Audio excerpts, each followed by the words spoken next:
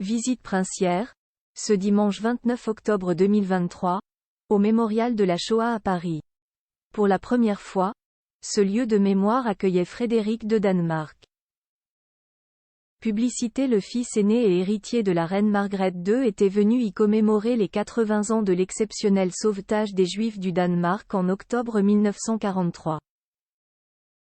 Il était accompagné, non pas de son épouse la princesse Mary, mais de la ministre danoise des Affaires ecclésiastiques, Louise Schack Elholm.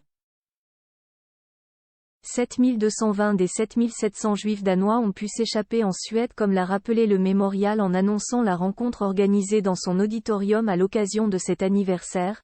En septembre 1943, les autorités nazies d'occupation avaient planifié la déportation des Juifs danois, soit environ 700 personnes. Leurs arrestations étaient prévues dans la nuit du 1er au 2 octobre, quand les familles se réunissent pour la fête de Rosh Hashanah.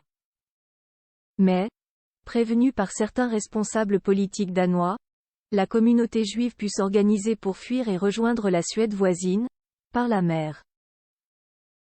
Initiatives individuelles, petits groupes spontanément organisés et réseaux de résistance constitués ont permis de sauver